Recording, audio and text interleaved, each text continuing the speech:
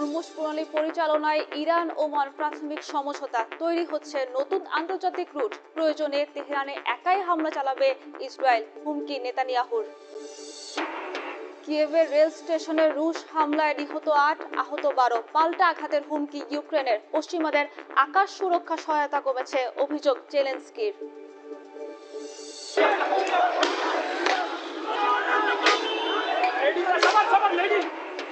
ইমরান খানের কারাবাসে ৩ বছর পূর্তির দিনে পাকিস্তানের সংঘর্ষ। পিটিআই নেতার অধিকার পুনর্বহালের আহ্বান অ্যামনেস্টির। মুক্তির সিদ্ধান্ত আদালতের, বলছে সরকার। যুক্তরাষ্ট্রে আবারও গুলিতে প্রাণহানি। এবার নর্থ ক্যারোলাইনায় বন্দুক হামলায় নিহত ৩, আহত ১। কারণ জানতে তদন্তে নেমেছে পুলিশ। এবং ইউরোপ থেকে এশিয়া তীব্র দাবদাহে বিপর্যস্ত জনজীবন। ইতালির ২৭ শহরে রেড অ্যালার্ট জারি। জাপান ও দক্ষিণ কোরিয়ায় রেকর্ড ভাঙছে উচ্চ তাপমাত্রা। জেরুজালেমের ধর্মীয় স্থাপনাগুলো ঘিরে ইসরায়েলি পদক্ষেপ নিয়ে জরুরি বৈঠকে বসেছে আরব ও ইসলামিক দেশগুলোর পররাষ্ট্রমন্ত্রী এবং প্রতিনিধিরা। দেশটির সরকারি বার্তা সংস্থা পেট্রা জানায়, স্থানীয় সময় বুধবার জর্ডানের রাজধানী আম্মানে এই বৈঠক অনুষ্ঠিত হয়, যেখানে জর্ডানের পররাষ্ট্রমন্ত্রী অভিযোগ করেন ইসরায়েল ইসলামী ও খ্রিস্টান ধর্মীয় স্থানে পবিত্রতা লঙ্ঘন করছে এবং মুসলিম ও খ্রিস্টানদের উপাসনার স্বাধীনতা বাধাগ্রস্ত করছে। জেরুজালেমের ঐতিহাসিক ও আইনগত মর্যাদা রক্ষায় আন্তর্জাতিক সম্প্রদায়কে আরও কার্যকর ভূমিকা নেওয়ার আহ্বান জানান তিনি। পূর্ব জেরুজালেম ইসরায়েলি অবস্থান আন্তর্জাতিক আইন অনুযায়ী অবৈধ বলে উল্লেখ করেন পাকিস্তানের পররাষ্ট্রমন্ত্রী ইসহাক দার। এছাড়া বৈঠকে গাজা যুদ্ধের সর্বশেষ পরিস্থিতি এবং ইরান যুদ্ধ ঘিরে চলমান আঞ্চলিক উত্তেজনার বিষয়েও আলোচনা হয়। পাকিস্তানের সাবেক প্রধানমন্ত্রী ইমরান খানের কারাবাসের ৩ বছর পূর্ণ হওয়ার দিনে পুলিশ ও পিটিআই সমর্থকদের মধ্যে ব্যাপক সংঘর্ষ হয়েছে।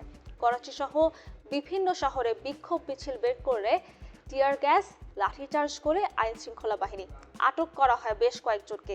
এদিকে ইমরান খানের সাংবিধানিক অধিকার সীমিত করার অভিযোগ তুলে তার অধিকার পুনর্বহালের আহ্বান জানিয়েছেন অ্যামনেস্টি ইন্টারন্যাশনাল। তবে তার মুক্তির বিষয়টি আদালতের উপরেই ছেড়ে দিয়েছে পাকিস্তান সরকার।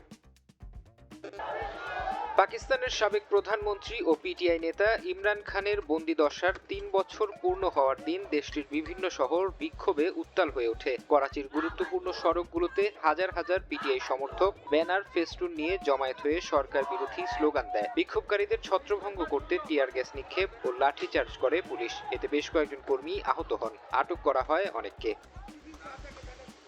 ২০২৩ সালের ৫ আগস্ট গ্রেফতার হওয়া ৭৩ বছর বয়সী ইমরান খান বর্তমানে আল কাদির ট্রাস্ট দুর্নীতি মামলায় ১৪ বছরের কারাদণ্ড ভোগ করছেন। অ্যামনেস্টি ইন্টারন্যাশনালের অভিযোগ, দীর্ঘ সময় তাকে নির্জন কারাবাসে রাখা হয়েছে, পরিবার ও আইনজীবীদের সঙ্গে যোগাযোগ সীমিত করা হয়েছে এবং পর্যাপ্ত চিকিৎসা পাওয়ার অধিকারও বাধাগ্রস্ত হয়েছে। একই সঙ্গে জাতিসংঘের ২টি স্বাধীন মানবাধিকার মেকানিজম তার আটক ও কারাবন্দী অবস্থার বিষয়ে আন্তর্জাতিক মানবাধিকার মানদণ্ড নিয়ে উদ্বেগ প্রকাশ করেছে। এদিকে ডান চোখের রেটিনার সমস্যা সহ ইমরান খানের শারীরিক অবস্থা নিয়ে উদ্বেগ প্রকাশ করেছে তার পরিবার ও দল। তবে পাকিস্তানের স্বরাষ্ট্র মন্ত্রণালয় এসব অভিযোগ প্রত্যাখ্যান করে বলেছে, আদালতের তত্ত্বাবধানে তাকে আইন অনুযায়ী প্রয়োজনীয় আবাসন, চিকিৎসা ও অন্যান্য সুবিধা দেয়া হচ্ছে। একই সঙ্গে সরকার সাফ জানিয়েছে, আইনের বাইরে গিয়ে কোনো রাজনৈতিক সমঝোতার মাধ্যমে তার মুক্তির সুযোগ নেই। হরমুজ প্রণালীর নৌপথ পরিচালনায় ওমানের সঙ্গে প্রাথমিক সমঝোতায় পৌঁছেছে ইরান। শিগগিরই যৌথ ঘোষণার আভাস মিললেও তেহরান সাফ জানিয়েছে, মার্কিন সামরিক অবরোধ ও প্রতিশ্রুতি ভঙ্গের কারণে জলপথটির পূর্ণাঙ্গ নিরাপত্তা এখনই ফিরছে না। এদিকে ইরানের পরমাণু কর্মসূচি রুখতে প্রয়োজনে যুক্তরাষ্ট্রকে ছাড়াই সামরিক অভিযানের হুমকি দিয়েছেন ইসরায়েলি প্রধানমন্ত্রী বিনিয়ামিন নেতানিয়াহু। হরমুজ প্রণালীর ভবিষ্যৎ নির্ধারণে ওমানের সঙ্গে ঐতিহাসিক প্রাথমিক সমঝোতায় পৌঁছেছে ইরান। দুই দেশের দীর্ঘ আলোচনার পর হরমুজের ভৌগোলিক সীমানা এবং বাণিজ্যিক জাহাজের প্রবেশ ও বের হওয়ার রুট নির্ধারণ করা হয়েছে। ইরানের পররাষ্ট্র মন্ত্রণালয়ের মুখপাত্র ইসমাইল বাঘেই জানিয়েছেন, কোনো তৃতীয় পক্ষের হস্তক্ষেপ না থাকলে শিগগিরই যৌথ ঘোষণা আসতে যাচ্ছে। তবে ওমানের সাথে এই চুক্তি প্রণালীর পূর্ণাঙ্গ নিরাপত্তার নিশ্চয়তা দেয় না বলেও সতর্ক করেন তিনি। تداوم داشته باشه দীর্ঘ ৬০ বছরের ঐতিহ্য ভেঙে তৈরি হচ্ছে এই নতুন আন্তর্জাতিক রুট, যা ২ থেকে ৪ মাস বা তার বেশি সময় কার্যকর থাকবে। নতুন নকশা অনুযায়ী নৌপথের বড় একটি অংশ থাকবে ইরানের জলসীমায় এবং কিছু অংশ পড়বে ওমানের আওতায়। ইরানের উপপররাষ্ট্রমন্ত্রী কাজেম গারিবাবাদি জানিয়েছেন, নতুন রুট চালু হলে লারাক দ্বীপ এবং ওমানের জলসীমায় থাকা সাময়িক বিকল্প পথগুলো পুরোপুরি বন্ধ করে দেয়া হবে। তবে হরমুজ পূর্ণাঙ্গভাবে খুলে দেয়া হবে কিনা তা যুক্তরাষ্ট্রের প্রতিশ্রুতি বাস্তবায়নের উপর নির্ভর করছে। হরমুজ প্রণালী ঘিরে মার্কিন সামরিক তৎপরতা বৃদ্ধির চিত্র ফুটে উঠেছে যুক্তরাষ্ট্রের সেন্ট্রাল কমান্ডের দেয়া তথ্যে। সেন্টকম জানিয়েছে, তেহরানের ওপর আরোপিত সামরিক অবরোধ কঠোরভাবে বাস্তবায়নে এ পর্যন্ত ৪৮টি বাণিজ্যিক জাহাজের গতিপথ বদলে দিয়েছে মার্কিন বাহিনী। কূটনৈতিক পর্যায়ে আলোচনা চললেও হুমকি ধামকি অব্যাহত রেখেছে ইসরায়েল। ইরানের পারমাণবিক কর্মসূচি অব্যাহত রাখার ঘোষণার পর ইসরায়েলের প্রধানমন্ত্রী বিনিয়ামিন নেতানিয়াহু একতরফাভাবে সামরিক ব্যবস্থার হুমকি দিয়েছেন। যুক্তরাষ্ট্রকে সবচেয়ে বড় মিত্র আখ্যা দিলেও নেতানিয়াহু জানান, ইসরায়েলের নিরাপত্তার স্বার্থে প্রয়োজনে একাই যে কোনো পদক্ষেপ নিতে প্রস্তুত তেল আবিব। এদিকে মধ্যপ্রাচ্যের সামগ্রিক যুদ্ধ পরিস্থিতির আঁচ লেগেছে সুদূর এডেন উপসাগরেও। সৌদি আরবের একটি তেলবাহী ট্যাঙ্কারে ব্যালিস্টিক ক্ষেপণাস্ত্র হামলার দাবি করেছে ইয়েমেনের হুতি বিদ্রোহীরা। ইউক্রেনের কিয়েভে একটি রেল স্টেশনে রাশিয়ার ক্ষেপণাস্ত্র হামলায় ৮ জন নিহত হয়েছেন। এই ঘটনায় আহত হয়েছেন আরও অন্তত ১২ জন। স্থানীয় কর্তৃপক্ষ জানায়, হামলায় রেল স্টেশন ছাড়াও খাদ্য সরবরাহকারী প্রতিষ্ঠান সহ বেশ কয়েকটি প্রধান লজিস্টিক হাব ক্ষতিগ্রস্ত হয়েছে। হামলার পরপরই উদ্ধারকারী দলের সদস্যরা ঘটনাস্থলে পৌঁছে নিহতদের উদ্ধার করে এবং আহতদের স্থানীয় হাসপাতালে নেওয়া হয়। রাশিয়ায় মোতায়েন করা উত্তর কোরিয়ার ক্ষেপণাস্ত্র দিয়ে ইউক্রেনে হামলা চালানো হলে সেগুলোকে আঘাত হানার হুঁশিয়ারি দিয়েছে কিয়েভ। এদিকে ২০২৫ সালের তুলনায় চলতি বছর পশ্চিমা মিত্রদের কাছ থেকে বিমান প্রতিরক্ষা ক্ষেপণাস্ত্র সরবরাহ ৩ ভাগের ১ ভাগে নেমে এসেছে বলে জানিয়েছেন ইউক্রেনের প্রেসিডেন্ট ভলোদিমির জেলেনস্কি। পাকিস্তানে আন্তর্জাতিক গণমাধ্যমের উপর নতুন বিধিনিষেধ আরোপ করেছে দেশটির সরকার। ইসলামাবাদ, করাচি ও লাহোরের বাইরে সংবাদ সংগ্রহে বিদেশি গণমাধ্যমগুলোকে বাধ্যতামূলক অনুমতি নিতে হবে বলে জানানো হয়। দেশটির তথ্য মন্ত্রণালয়ের এক বিবৃতিতে জানানো হয়, উল্লেখিত ৩ জায়গার বাইরে প্রতিবেদন প্রকাশ করতে হলে নো অবজেকশন সার্টিফিকেট নিতে হবে। তবে অনুমতি পেতে কত সময় লাগবে সে বিষয়ে কোনো নির্দিষ্ট সময়সীমা উল্লেখ করা হয়নি। এমন পরিস্থিতিতে দ্রুতই সংবাদ সংগ্রহ কার্যত অসম্ভব হয়ে পড়তে পারে বলে আশঙ্কা করছেন বিশ্লেষকরা। তবে সরকারের দাবি, এই নির্দেশিকার উদ্দেশ্যে বিদেশি সাংবাদিকদের যাচাই, সমন্বয় এবং প্রশাসনিক প্রক্রিয়া সহজ হবে। যুক্তরাষ্ট্রের নর্থ ক্যারোলাইনায় গুলির ঘটনায় এক সন্দেহভাজন সহ অন্তত ৩ জন নিহত হয়েছেন। এ ঘটনায় গুরুতর আহত হয়েছেন আরও একজন। পুলিশ জানিয়েছে, হতাহতদের সবাই একই পরিবারের সদস্য। ঘটনার কারণ উদ্ঘাটনে তদন্ত চলছে।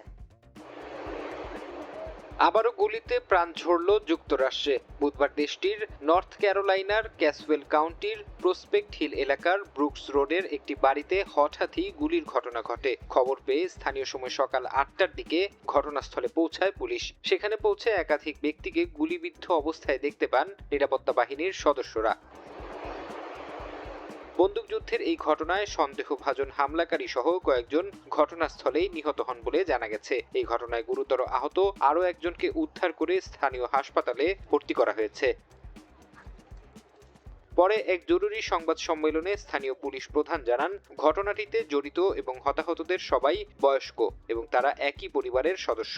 তবে নিহতদের এবং হামলাকারীর পরিচয় এখনো আনুষ্ঠানিকভাবে প্রকাশ করা হয়নি।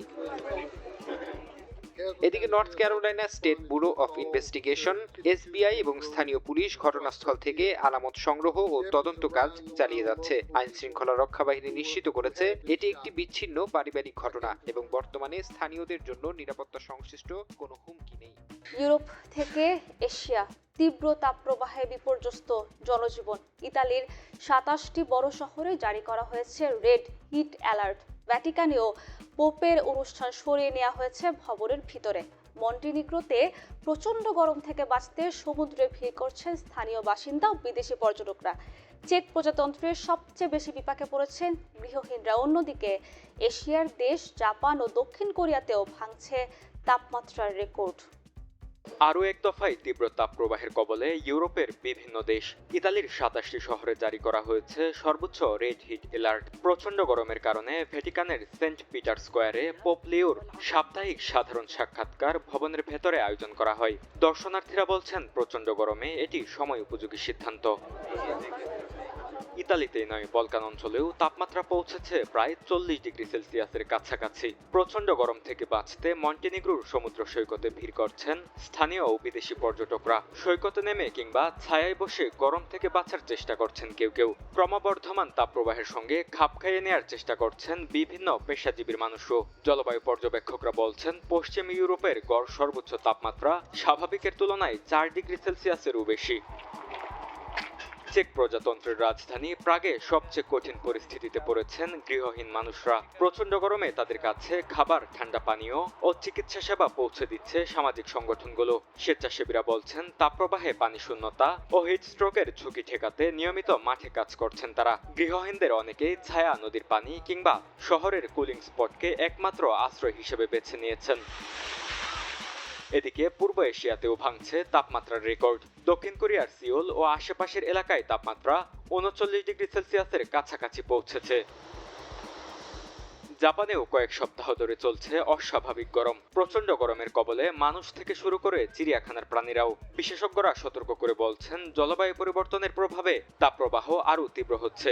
গরমে বাইরে না যাওয়া, পর্যাপ্ত পানি পান করা এবং ঝুঁকিপূর্ণ জনগোষ্ঠীর প্রতি বিশেষ নজর দেওয়ার আহ্বান জানিয়েছে সংশ্লিষ্টরা। লন্ডনের কোভেন্ট গার্ডেন এলাকায় ছুরিকাঘাতের ঘটনায় 4 জন আহত হয়েছেন। হামলায় জড়িত সন্দেহে এক নারীকে গ্রেফতার করেছে পুলিশ। বুধবার কোভেন্ট গার্ডেনের কাছে এন্ডেল স্ট্রিটে ঘটনাটি ঘটে। লন্ডন অ্যাম্বুলেন্স সার্ভিস জানায় আহত 4 জনকে প্রাথমিক চিকিৎসা দেওয়ার পরে একটি ট্রমা সেন্টারে নেওয়া হয়েছে। ছুরিকাঘাতের ঘটনার পর পর্যটকদের কাছে জনপ্রিয় কোভেন্ট গার্ডেন এলাকার পাশের এন্ডেল স্ট্রিটে নিরাপত্তা বাড়িয়েছে পুলিশ। হামলার আসল কারণ জানতে তো চলছে তদন্ত।